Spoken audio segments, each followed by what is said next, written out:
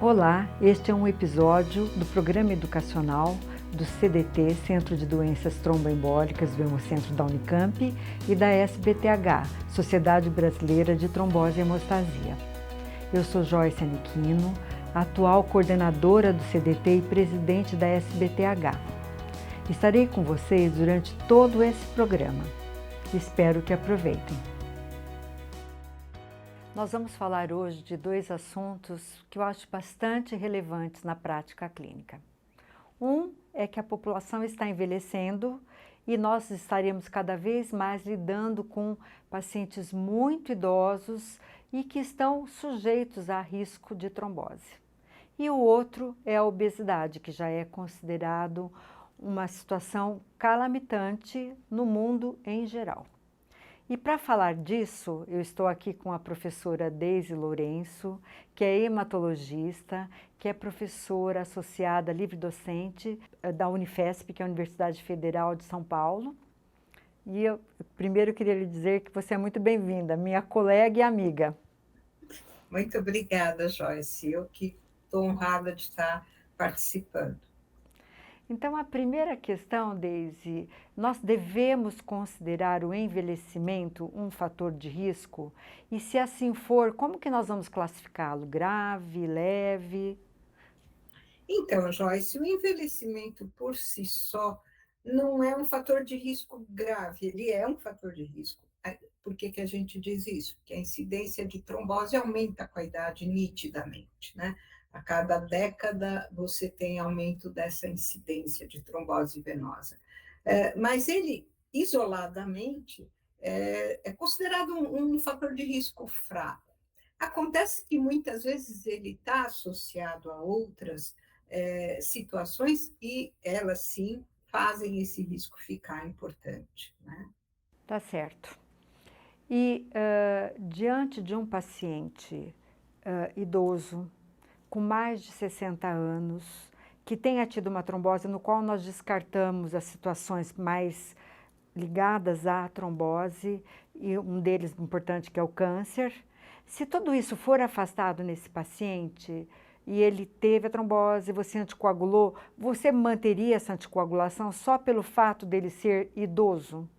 Ok.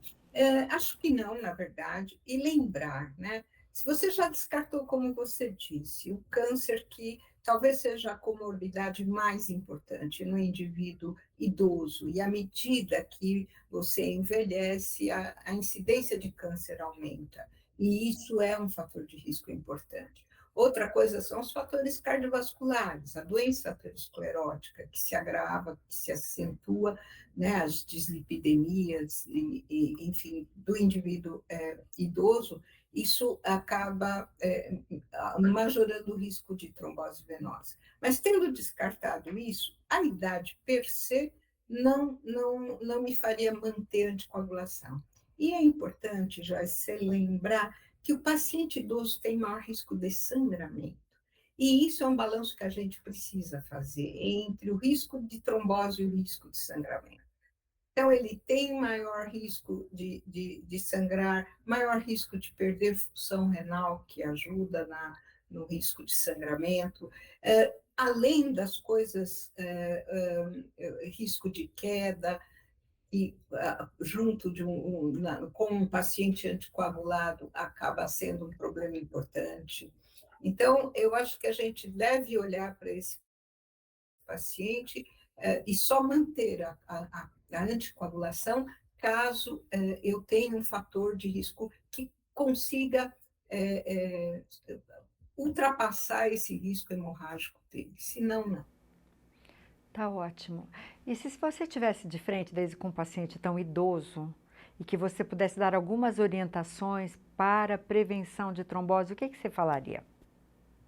Bom, primeira coisa, o paciente idoso sem comorbidade, cuidar para que você faça um diagnóstico precoce de câncer, manter o screening adequado, né, na consulta no geriatra, esse acompanhamento, e evitar, talvez a coisa mais importante, evitar quedas, evitar fraturas, né?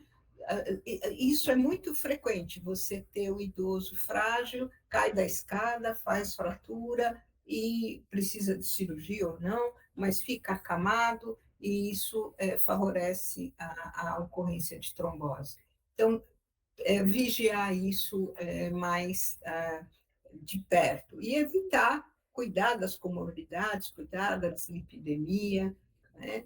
E evitar essas coisas que agravam a idade, que a idade a gente não consegue evitar.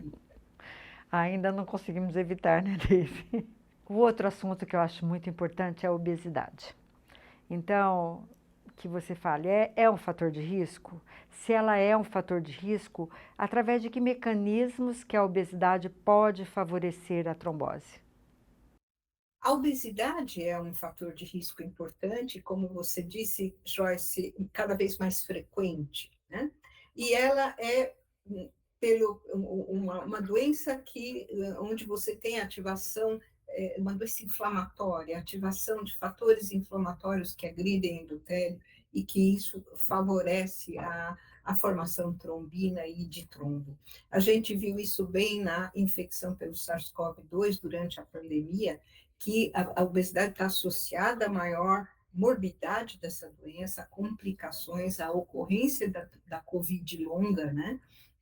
Por causa desses fatores inflamatórios.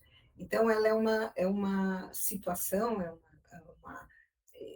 uma situação de risco importante, sim. Para a gente contornar isso, quer dizer, tratar a obesidade é uma prioridade, né? Evitá-la e tratá-la adequadamente.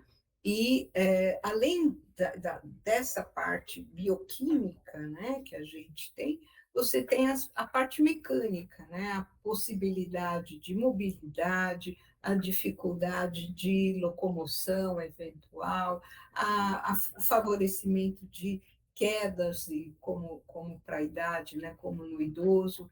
Então, são vários fatores que acabam contribuindo para o risco maior de trombose nos pacientes com obesidade. Daisy, e pode existir algum fator de compressão pela própria obesidade que poderia favorecer? De retorno, de estase, existe isso também? Isso, a imobilidade, a estase venosa, que é né, um fator de risco à ocorrência de compressão de vasos, né, faz parte lá da tríade de Virchow também. Bom, eu sei que é uma situação, é aquilo que você falou. O idoso, a gente não consegue deter a idade ainda, que é a evolução da idade. Agora, em termos da obesidade, a gente pode ter algumas condutas. E eu queria que você, então, comentasse quais os conselhos que você daria, desde já um paciente que começa com sobrepeso, né? Para essas orientações. Eu acho que, assim, um alerta para que quem vai caminhando para o sobrepeso, isso em qualquer idade, mas é óbvio que com a idade isso fica mais fácil de acontecer, né? Mais frequente de acontecer, e para a gente prestar atenção. Eu acho que isso na população em geral, especialmente para os que não são obesos, para não se tornarem obesos, né? Então, lembrar que a gente, à medida que o tempo passa, o metabolismo da gente vai ficando diferente, você vai comendo a mesma coisa, ingerindo a mesma quantidade de caloria e ganhando peso ainda assim. E isso é um processo lento que, quando você viu, ganhou 10 quilos sem perceber, né? E, então, isso a cuidar da alimentação. Mas, talvez, Joyce, mais importante é do gasto calórico, que tem, além do efeito, né, com o exercício físico, além do efeito de reduzir a obesidade, ele aumenta a reserva cardiovascular e isso melhora a vida do indivíduo, protege de doenças. Então, é estimular uma vida mais saudável, uma vida com atividade física e desde cedo, né? E além da importância de você manter a sua musculatura funcionando, né? Tanto para o paciente obeso quanto para o paciente idoso e diminuindo o ganho ponderal ao longo do tempo. Não é isso, então, eu espero que todos se alertem e que sejamos velhos saudáveis, certo? Isso, é isso, porque velhos Obrigada. seremos todos, felizmente. Felizmente, a opção não é boa, a outra opção não é boa. É isso mesmo. Obrigada, Deise. Obrigada, Joyce. Prazer estar com você. Eu também. Se você gostou deste episódio, não deixe de compartilhar com seus colegas. Outros episódios estão disponíveis no site do CDT e da SBTH. Aproveitem!